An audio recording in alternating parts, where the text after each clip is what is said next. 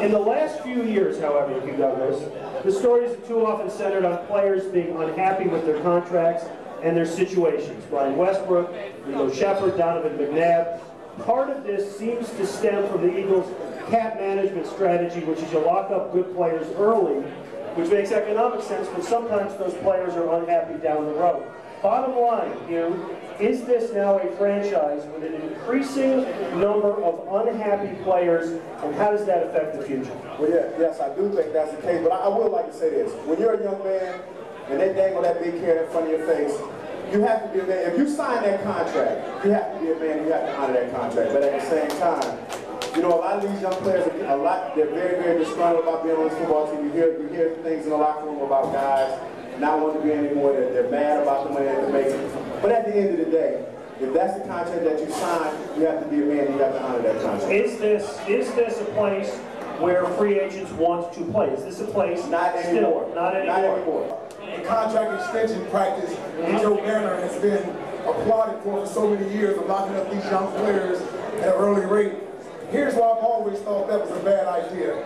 It seems good at the time. You have good situations where you lock a Leo Shepard up, a Sheldon Brown, a Brian Westbrook, even a Shawn Andrews and Trent Cole.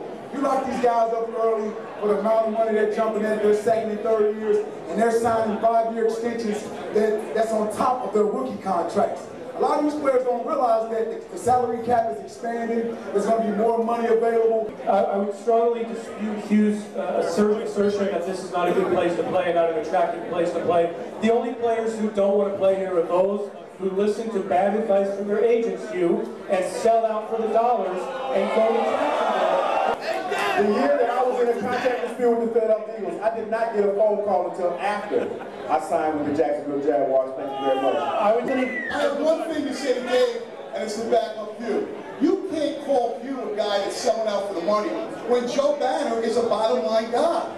It works both ways. Joe Banner's an agent for the club, and the player is his job to get as most money. So you can't attack Hugh Douglas that way. All right.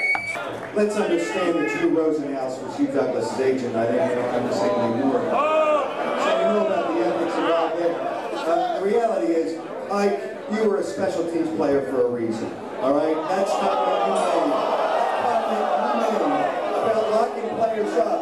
You know, the agents have to advise them. They like their signing bonus money to get it immediately. They like those millions of dollars like Leo Shepard got, like any one of these players that signed early, like Trent Cole got, like Shawn Andrews got. If, in fact, you don't do that with players and lock them up, you can't keep as many good players, and that's the way every team. Howard, is this still an attractive place for players to play?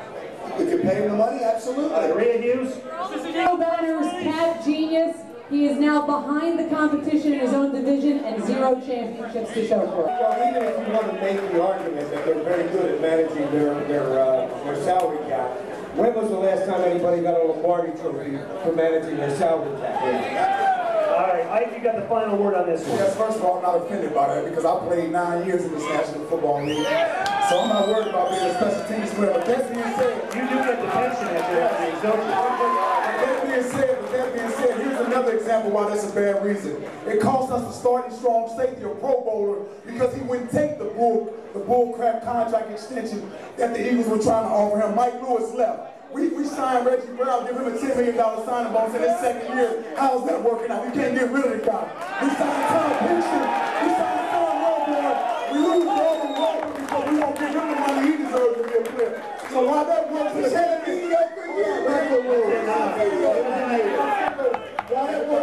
while that works as a benefit for the organization, and they get to win the salary cap thing they want.